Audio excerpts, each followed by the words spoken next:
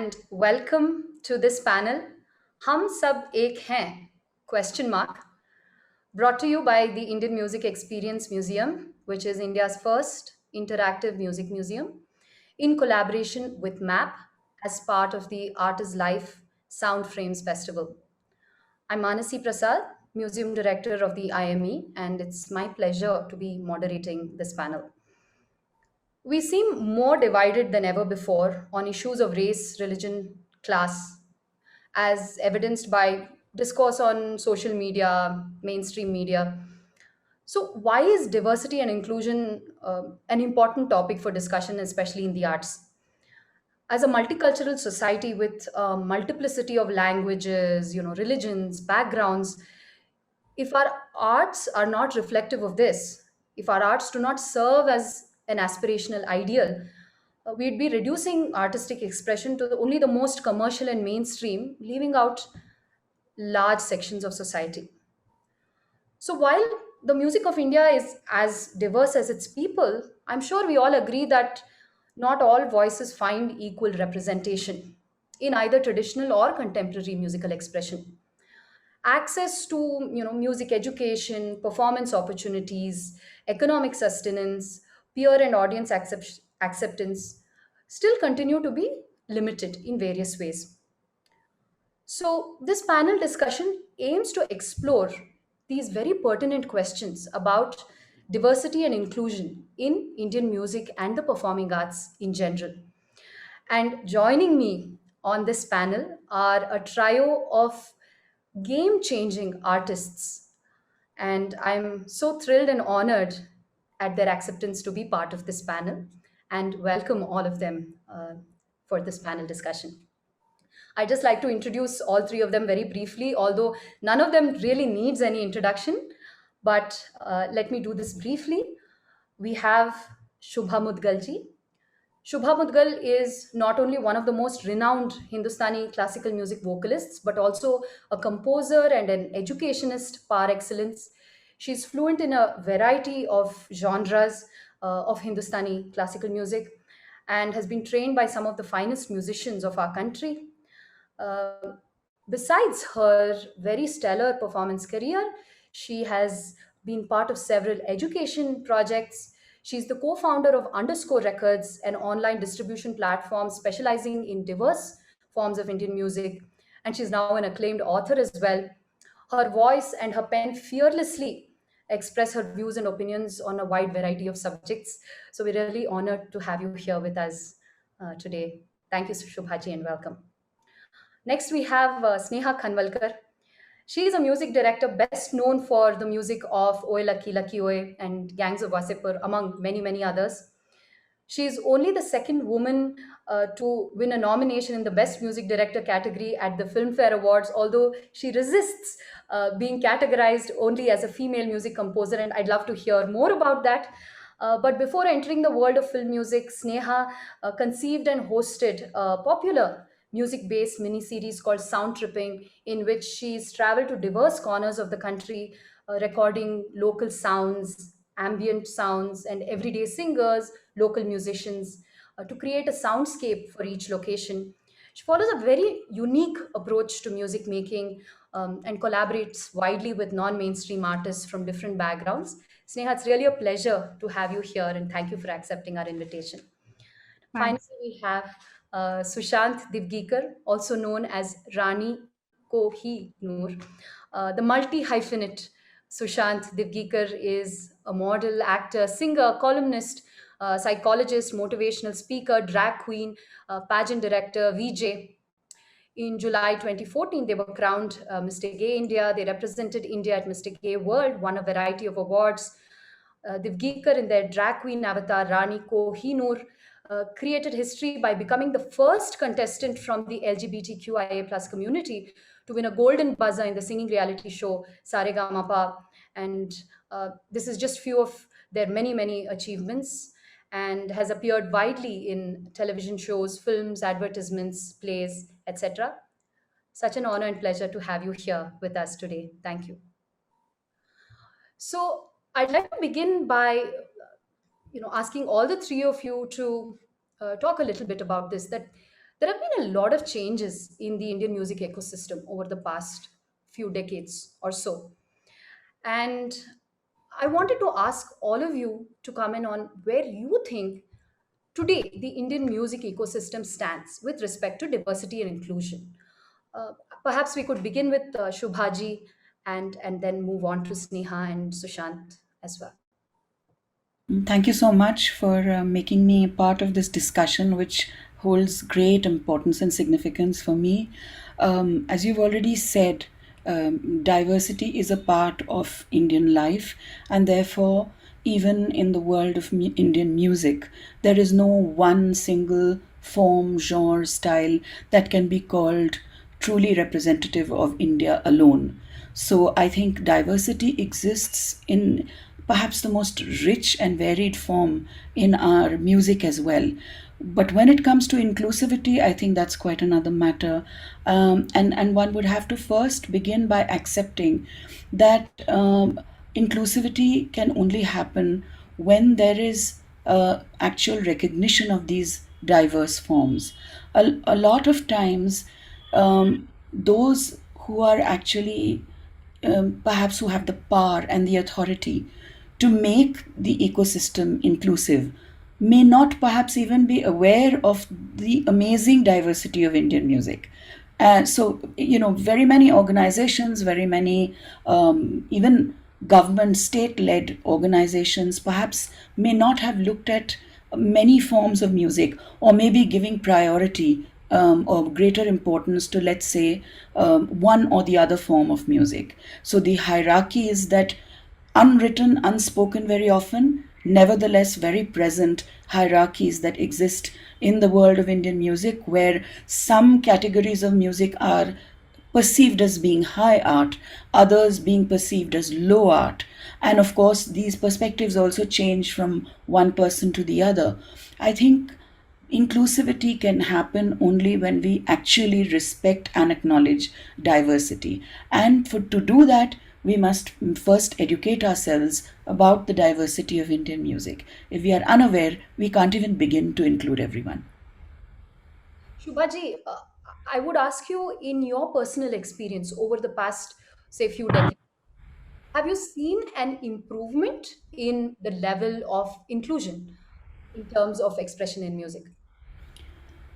Well, I mean, today, fortunately, because of technology, it is possible to educate oneself and become aware of many, many forms of music that perhaps it might not have been so easy, let's say, 10 years from now, and certainly not 20 years ago.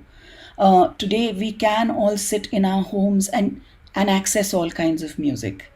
And yet, when it comes to actually bringing many forms of music, giving people equal opportunities, I think there are too many obstacles in that. I think the politics of it, when I'm saying politics, I don't mean conventionally what politics means, but who are the people who are in authority? What do they consider important? There is a politics in that too. And of course, there are many other issues, for example, market forces. There are also other issues which are, let's say, when you're talking about inclusivity, you need to talk not only about musicians and performers, you also need to look at many other people in the ecosystem. Let's say technicians, crew members, instrument makers. Have we given them the importance and significance? And when I say have we given them, I mean all of us. So at some point, we have all been at fault, either just because we haven't realized that we are doing something which we shouldn't be doing. But really speaking, this is a very complex issue, and each one of us will have to make an effort to be inclusive and to think inclusively. And feel inclusively, not just because perhaps right now it's nice to appear to be inclusive, but because we really believe in inclusivity. Yeah, I agree. And in some ways, I think as much as we speak or aspire to this idea of inclusivity, what are we really doing about it? And that brings me to Sneha, because you come from perhaps an industry that is considered by many to be the reason why the music system is not as diverse or inclusive as it should be. So I wanted to ask you, have where do you think music in general and especially film music stands with regard to expressing diversity and including people outside the mainstream? When I started out, I didn't see it. I didn't see the industry as Bollywood. I thought I was just making music for films and the kind of music I grew up on, and the society I was living in. And I think in my sound, I have been very inclusive of everything around me, not really going by the code of the mainstream as such. In spite of having done a lot of work, not too much, but I think work that has sort of reached the intended audiences. I still feel each time I walk into an office or a project for a project meeting, I'm still looked at as somebody who hasn't even stepped into Bollywood yet. And that feeling, I didn't know what to make of it, but I still have to keep on reminding myself that either I get down to changing like the industry and the way Bollywood music is, which is a mammoth thing to do. I don't know whether one really wants to also change it. I mean, it's, you just need to understand that this is that exotic creature, that everybody in the world likes, and you have to start liking it or something like that, and continue to do what you want, whether in films or indie. But yeah, these are realizations that I'm having every day myself. So let's see where this goes. Um, Yeah, I'm getting a sense from you that the mainstream music industry only allows for that much scope for experimentation or diversity or including voices outside the mainstream. But that kind of, I wanted to bring Sushant in on this, because I'm sure from when you started off as a performer to today, there's been a lot more conversation about these issues. And so, do you feel that we can feel proud of the progress that we've made as a music ecosystem in terms of being more inclusive of people who don't conform to certain heteronormative rules? Am I supposed to be completely honest? That's why we have you here. Because a lot of people are going to, shy away from accepting it. And first of all, namaskar, and to my drag audiences, namaste. Okay, and I just want to say that I can pretend and tell you, oh, it's fantastic, it's beautiful, it's amazing. It's not. And as you said, these issues, the problem is that we consider them issues. We love to sensationalize anything that is out of the binary. I mean, if I have to just walk out and just step out of my house, it's sensational. I don't understand why, but this is my expression. And this has always been my expression, which was thwarted in the beginning. But then I realized that, who am I adhering to if I'm not being my true, authentic self? We're still living in a world where you don't have to say, hi, I'm Manasi and I'm cisgendered heterosexual woman. But I don't know why it becomes such a talking point that whenever I enter a room or anyone who is, queer, and their expression is not, within the binaries of gender. So if I go like this, they, are ye trans hai kya? Ye hijra hai kya? Ye gay hai kya? My thing is that there is no room for me to even have a conversation about my art. So all these things for me are very far-fetched. When people are trying to be tokenistic, you can see through it. I'm living that life. So for example, when you create a character or you tell me that you don't look trans enough or you look too trans to play a trans role, and when I say trans is transgender, it's stupid. It's highly unsettling for somebody who's actually living this life, for me to tell you that you're not woman enough to play this character of a woman. You bring up a very interesting point, which is that when you're talking about non-cis male people, expression artists, they're always identified by a label. With Sneha, it's female music composer. With Sushant, it would be trans artist. There would be different labels that we very conveniently use and ascribe to people, rather than just calling people artist or performer. But there are two sides to this. One is owning and accepting one's identity and using it as a powerful tool to, educate people. But the other is to resist it and say, let's speak about my work. So I wanted to bring in Sneha and Sushant because I think you guys have been at the receiving end of these labels. And Sneha, you've often said that I'm invited on all these Women's Day panels, and why this tokenism? So is this something that you feel, this gendered nomenclature, is something that one should actively resist, or is this part of your identity?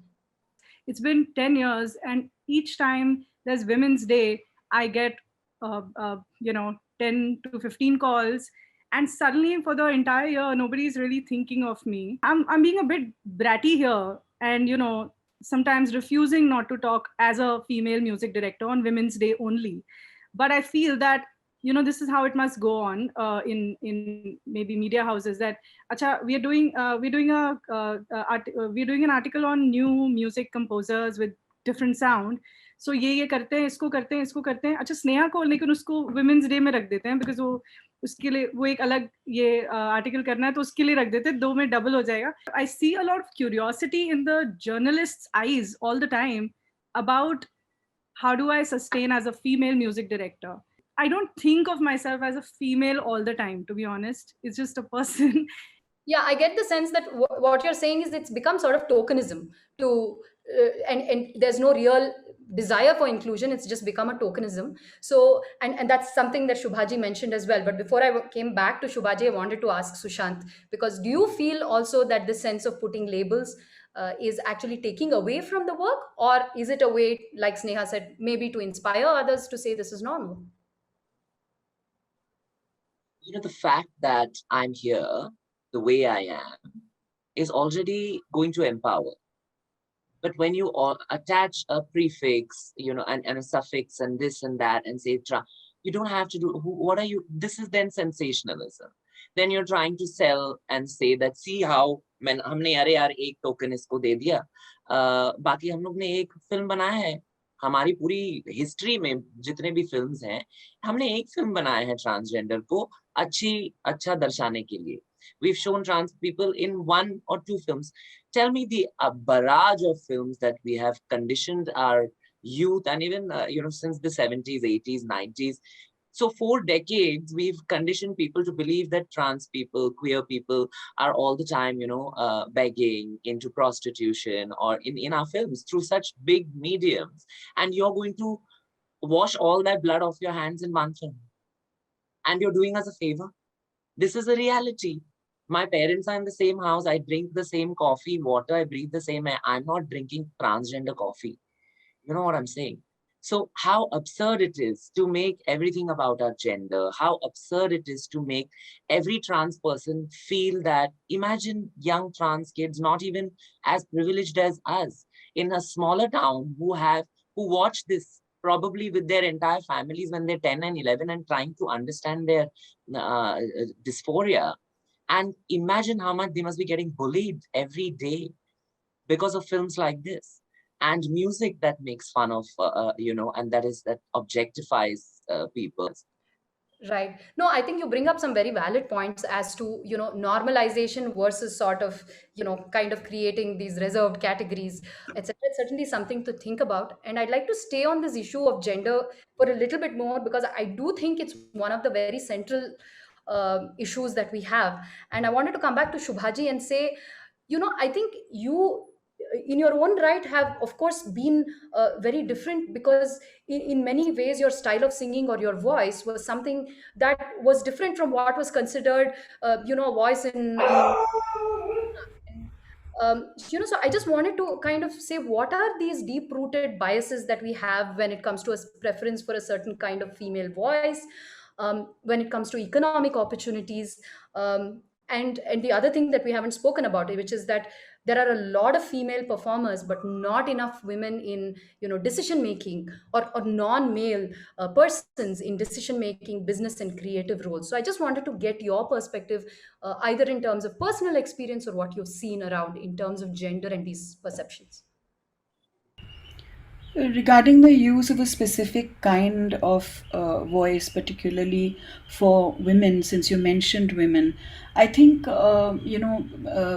we've always very often thrived on cliches and on repeating certain formulaic ways of looking at popular art also. For that matter, do you see very different male voices or any other voices, very different voices? There's a perception that this is the kind of voice that will be perfect for.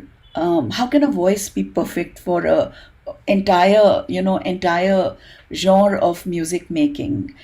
In fact, there should be diversity, because in such a in a genre that really appeals to such a wide audience, the more variety there is, I think there would be better appreciation for it.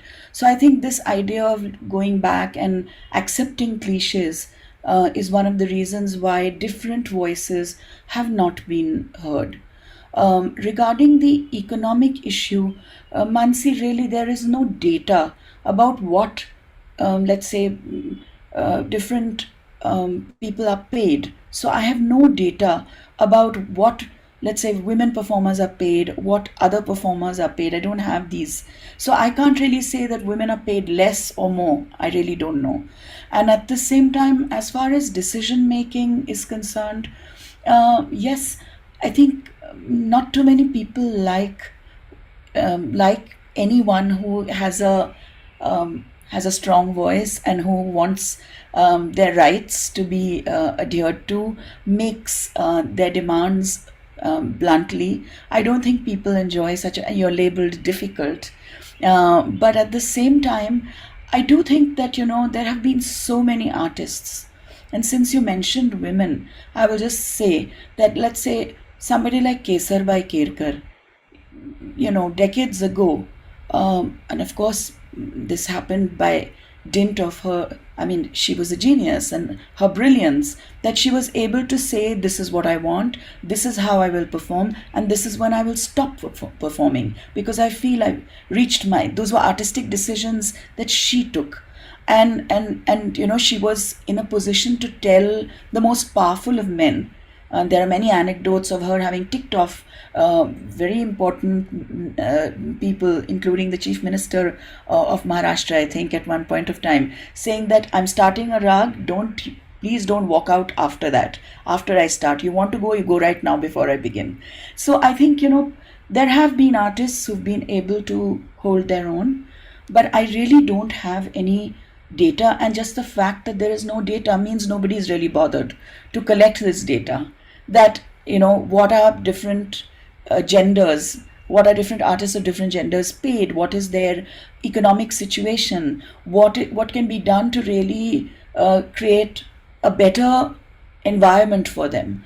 So obviously this is not an issue that is bothering too many people.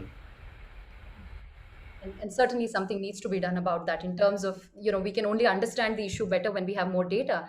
And while I think the corporate world has taken at least some steps in that direction in terms of gathering data, a lot more needs to be done in the arts world to answer these questions on whether people are compensated fairly as per their work, or is it, yeah.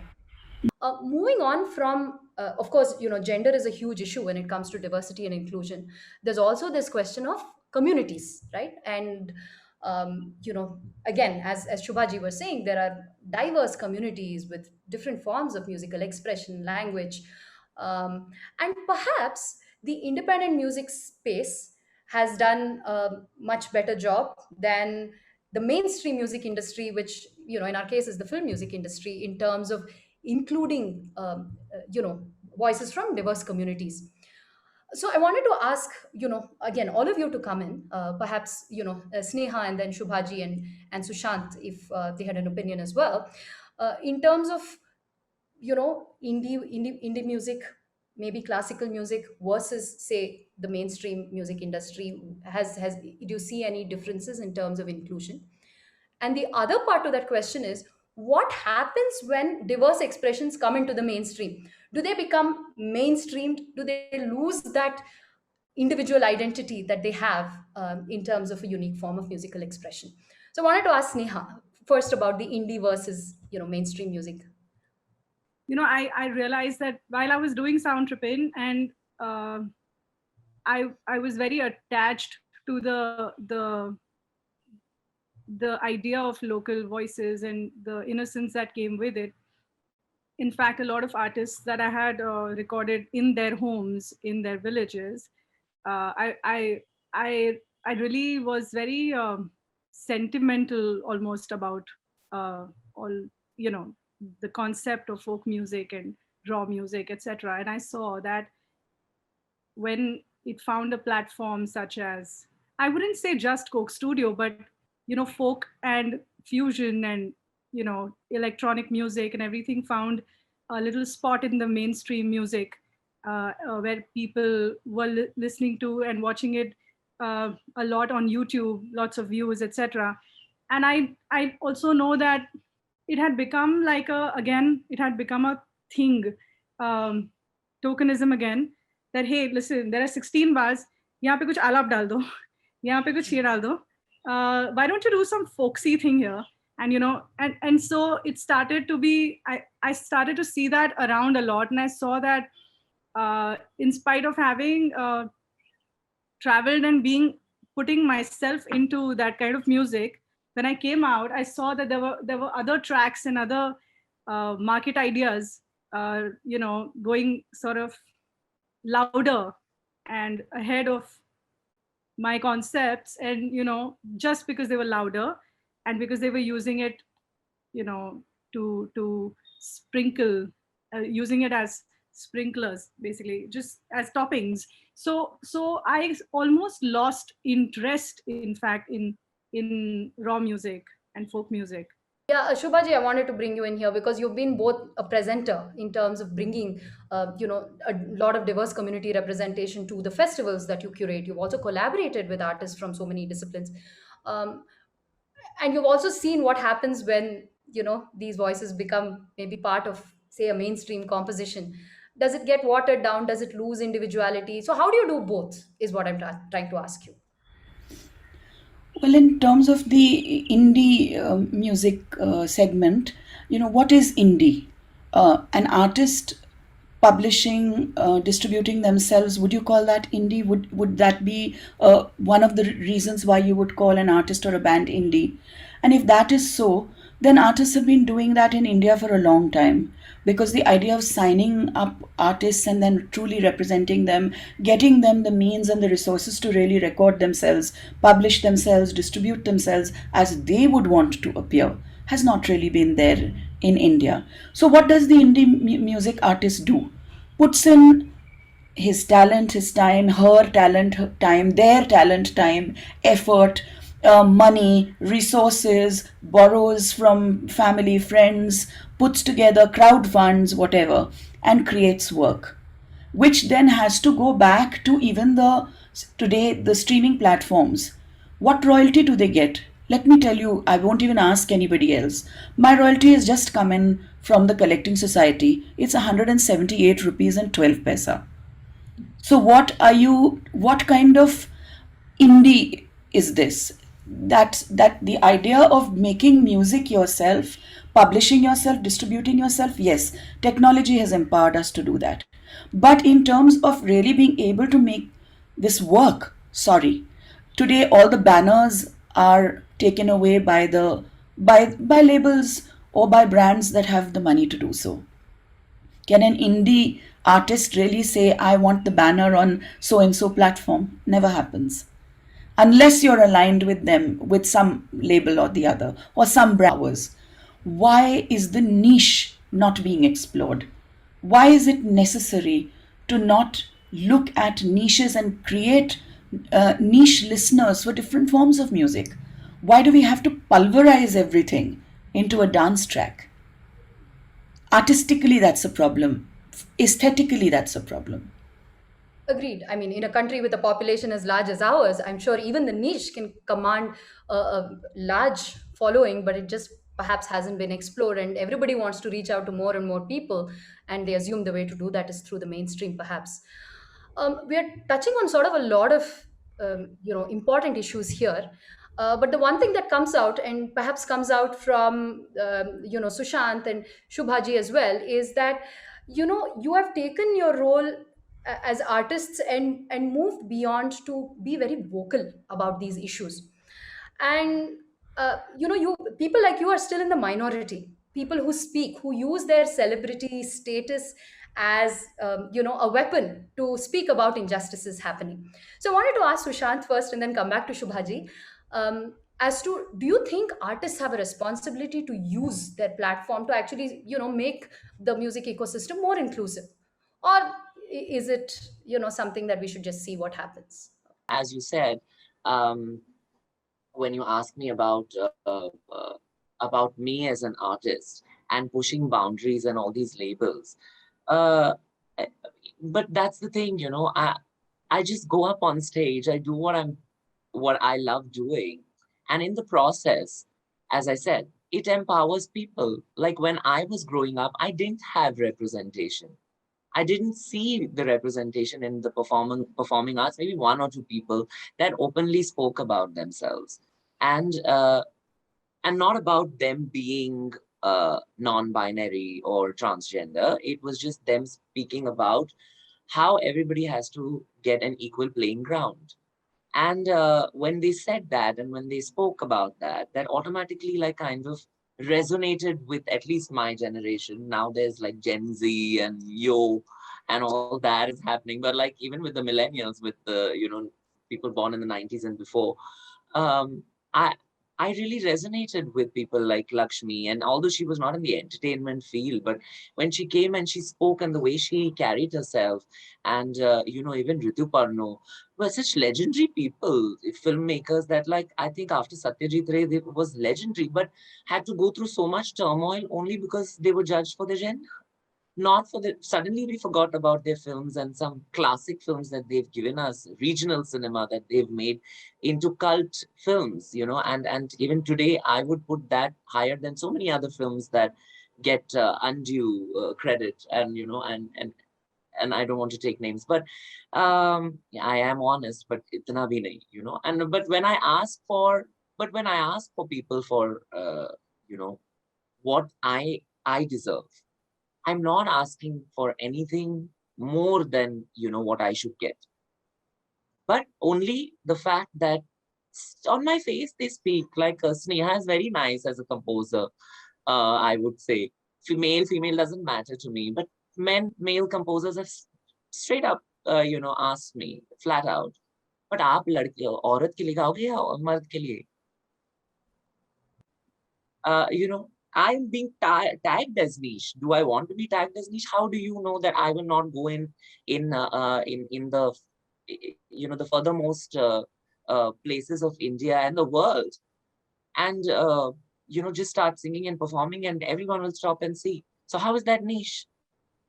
Sure. So clearly, there's a lot of sensitization that needs to happen and awareness that needs to all of you, which is clearly, these issues matter. They're important. But very often, they just end up being things that we speak about and nothing really happens on ground. But if each of you could sort of say, what are some of the important things that some key steps could be taken by some of the stakeholders in the music ecosystem, right? You have streaming platforms, you have record labels, you have A&R professionals or artists themselves, audience, institutions like museums and others. So I'd like to ask Sneha and then move to Sushant and finally to Shubhaji, if there were a few key steps that you think can be taken to make our music ecosystem more inclusive. Who should do it and what would those steps be? So before answering that, can I just mention something that I feel strongly for? Since we are talking about niches and the fact that we are niched by the majority industry or whatever, the majority groups, I feel that when I was younger, I was fighting, I don't know the word for it, but could it be elitism? I felt that in my own family there was enough study of classical music, and then as I was growing up, I was trying to hang out with kids from school and college who were maybe rockers or who were deep into techno or something like that. I'm talking about the niche uh, pockets of music uh, ecosystem, so to speak. And I feel that I found a fair bit of elitism in all these niches also. So as I slowly came towards the mainstream, I found them to be much more open in a way, at least to begin with. And then there's this little battle where you want to create something that's your own, but still can make an impact on the masses, etc. But I don't know if I'm suspended from uh, this mainstream platform, and if I go into other pockets, it's it's another fight altogether. So this is the other side of the story that I really wanted to mention. And about new music, I think the aggregators are helping. I think you still there's this whole algorithmic thing that's happening with the social media and how your music will be consumed if you put it out in a certain way. And it's so digitally powered and dominated that there is this whole algorithmic sense that you need to get of things and start putting out music at that frequency, etc. I would just say that people just need to collect data, or there should be a data body. At this point, I have spoken to many people and they don't even know how many studios there are in the entire country or in Mumbai, and what is their revenue, or who's running them, which studios are shut down. There's no data at all. I've spoken to literally the biggies of the industry. So that's one. Data is one, and the other one is to maybe just hold a lot of discussions on actual uh, contractual things, and just basically talk to legal people, to be honest. Like, talk to more legal people, talk to more ANR, etc. And we are not all connected to each other, and that's a gap I feel like filling. Sure. I wanted to bring in Sushant here. So, any sort of key steps that you think some of the stakeholders should take to bring in more diversity and inclusion? I think diverse we are, as Shubhaji very beautifully articulated right in the beginning. Diverse we are. To accept and to include is our concern, and to respect the diversity. Diversity is present. How much we include it, that's a question that I may not be able to answer alone. But if you have to ask me, I think it's on a very primary level, is education. Is when you educate people that this is not just one way to do it. Don't restrict a child to sing in a particular way, or don't restrict a child to play a particular instrument. That child might have an aptitude to sing and perform in multiple genres and to play multiple instruments. And when I, for example, fuse Indian music, and when I say Indian music, I mean the most regional of regional music, whether it's from the Northeast, whether it's from Maharashtra, whether it is Lavani, and then mix it with more considered Western now. And that's another thing now. Anything that you take a little murki, you do like this, "Arey baba, bahut Western, wah, kaise kar lete ho aap?" And it's just that, I also can't tell, because my thing is that now what riyaz I do, for example, is probably the same riyaz someone else might do, but it's the texture, it's the dexterity. So the fact that we kind of cage artists and say that agar aap aap jazz singer ho to aap sirf aisa hi gao, yeah, if you're a Carnatic classical singer, you will only sing like this. I think that whole idea of letting an artist uh, express themselves freely and without judgment, that's just going to change the game, in my opinion. And also, just let art be. As I said earlier, we have now graduated from judging people to now art. I think let art be. Artists are just only mediums through which art is presented to the audience. So don't judge art now. Let art be. Now, artists can be whoever it is, male, female, transgender, from wherever, whichever part of the world, whatever color, doesn't matter. Enjoy the art. And I think then that is when things hopefully will change. And Shubhaji, final word on this. What should be done?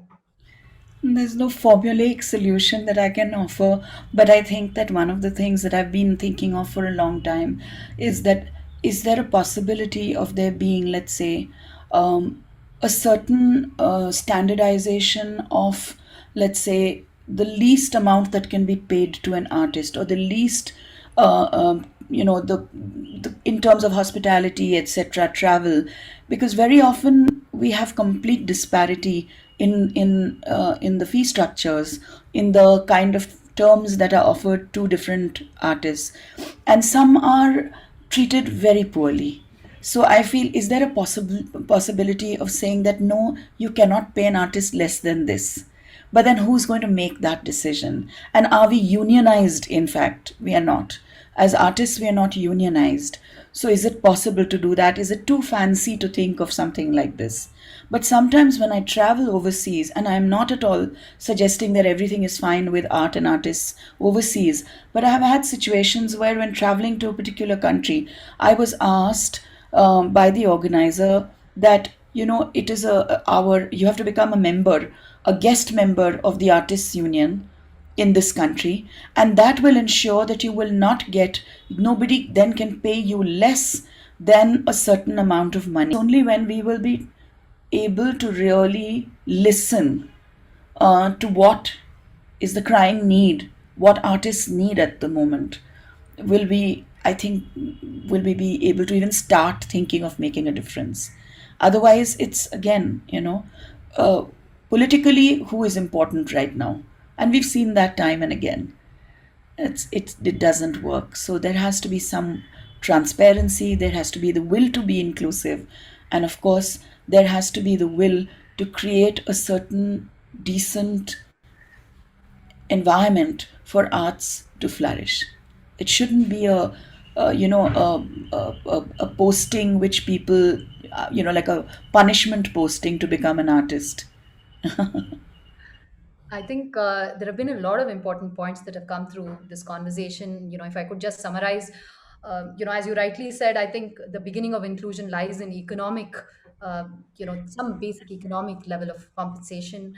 One needs to go beyond mere tokenism to actually having diversity and inclusion as part of the design of whatever we are trying to do.